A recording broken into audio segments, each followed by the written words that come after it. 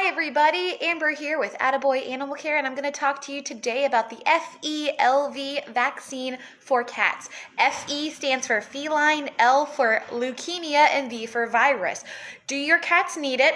If they're indoors or outdoors, how often does it need to be had, and how important is it, are what we're going to be talking about. So first and foremost, the feline leukemia is not what we know as leukemia in humans as a cancer. It's actually a virus, and this virus is extremely contagious, okay? This virus can be transmitted from cat to cat only through every bodily fluid you can think of, put your mind out there.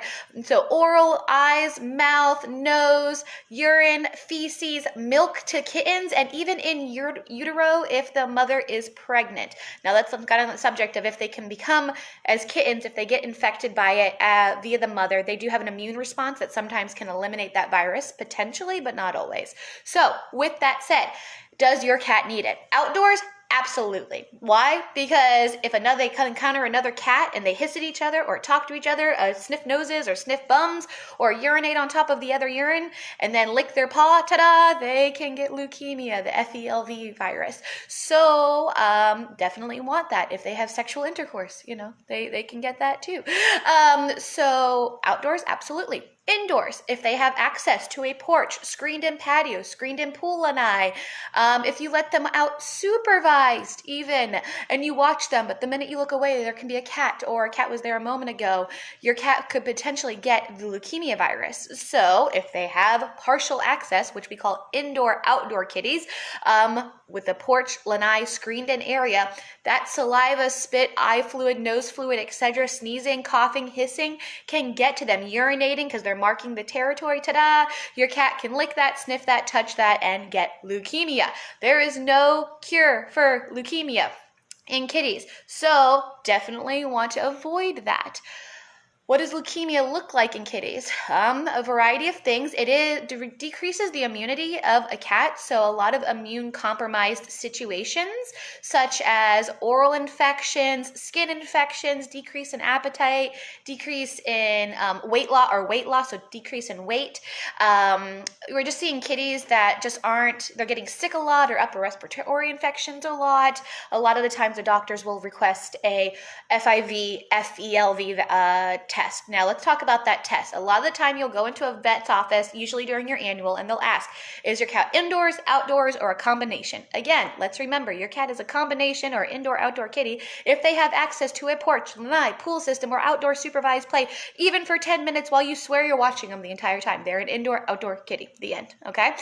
The FIV is a leukemia AIDS test. It is a blood test. It takes about 15 minutes to process, usually in-house, or they can send it off to a laboratory. It will find out if your cat has leukemia or AIDS, FIV, FeLV. Usually, if your cat has any outdoor access through a porch, lanai, pool, insert here, or goes outside on their own free will or lives outside mostly, that test is definitely recommended yearly because it can definitely happen that quickly, if not sooner. Now, the FeL vaccine, the leukemia vaccine, let's remember, it's a virus, not a cancer.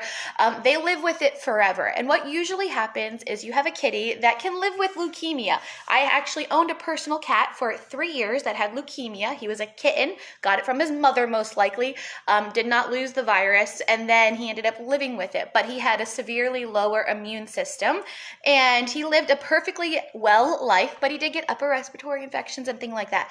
What the downside is, they usually have a much lower lifespan, and if you have other kitties in the household, other kitties can get it as well, so consider that. Our kitty lasted for 3 years, for example, because of his lower immune response. I've known other leukemia AIDS cats, though, that lived for quite long lives because they had the right environments, the right dietary needs, and the proper medical care to care for them for that long time. So That's why if we want the vaccine, do we need the vaccine? Second, how often does the vaccine occur? The vaccine usually happens if you have a kitten, you'll have it twice, so one and then a booster, or if you have a new adult, one and then a booster typically, and then it can be done annually, so once a year after that. Some veterinarians may allow you to do every 3 years, depending on the vaccine that they carry and what their opinions are on that, once they've had a 1-year vaccine a couple times typically. Negative side effects to the vaccine. Typical, like with any vaccine, a pet can develop a minor allergy to that situation or to that vaccine. So the first time they have it, they do ask you to monitor to make sure there's no allergic reaction. This vaccine has some controversial, controversial statements, depending on who you talk to, that there may be a potential sarcoma, or aka cancer, on the tissue surrounding a vaccine. So it's called usually a vaccine reaction type cancer, that for whatever reason, some of the ingredients in the vaccine could potentially cause a local vaccine cancer in that area surrounding the injection site. Have I seen it? Yes. Is it common? No. I've seen maybe 2 in 13 years after working with thousands, like 5,000+ cats, and gosh knows how many of those vaccines. What usually happens is, they get tested, diagnosed, etc. They talk to the vaccine company, etc. Some of the times it's cared for by the vaccine company, sometimes not, just depending on the situation. So, high risk? Yes, definitely need it. That's one of those, does the risk outweigh the benefit?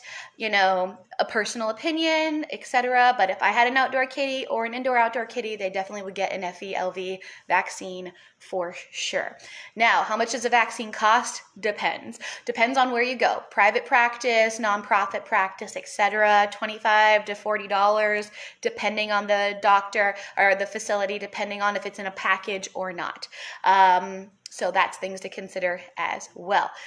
Any questions on that, let us know. As once a reminder, we talked about the FeLV vaccine and FeLV in cats, which is feline leukemia virus, not a cancer like in humans. It causes lower immune responses, lower life expectancy sometimes as well.